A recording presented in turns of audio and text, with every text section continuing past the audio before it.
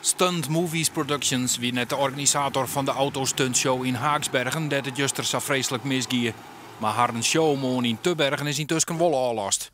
Sander Balk uit Snits had jarenlang manager geweest van Stunt Movies Productions. Intussen had er een eigen circus. Van de 350 shows die hij met stuntman Gino Winter organiseerde, had niet zo volle mensen zo dichtbij staan als in Haaksbergen. Ik voelde niks meer te krijgen. Dit kan net.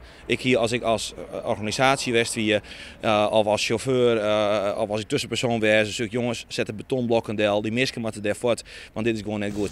Het is een geval waarbij de professionals de dupe binnen van amateurs, vindt Balk. Ja, dat gebeurt natuurlijk wel vaker. Ik bedoel, dat is in elke branche is dat samen. Dit is natuurlijk zoiets heftigs wat er gebeurd is. En ja, het is heel erg voor die slachtoffers en iedereen die erbij belutsen is. Maar ja, het is gewoon heel moeilijk zo. Dezelfde monstertruck als in Haaksbergen is hier te zien op de hierste dagen in Waterswaterperiode. Daar wie doe meer romte.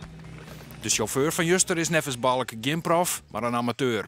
Ik vrees toch wel een beetje. Gino dat het van ons zien liet, dat er het al.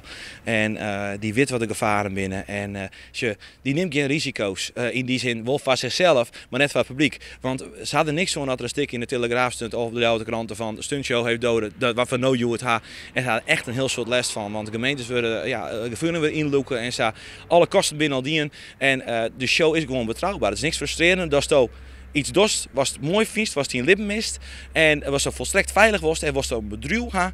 En was eigenlijk toch geen, maar het werd toch in dat het misging. Ongeacht wie de verantwoordelijk is, gemeente, organisatie of de stuntreader zelf, dat wil ik niks zo zeggen. Maar het is natuurlijk heel pijnlijk om dan in één keer die tournee, ze helemaal een hoestaggaans bijna. Friese gemeentes willen strengere eisen stellen over vergunnings. In Dokkum wie een paar weken een evenement met monstertrucks. Burgemeester Waanders van Dongeradiel wil ten goed zien dat het publiek nevens internationale richtlijn genoeg afstand houdt.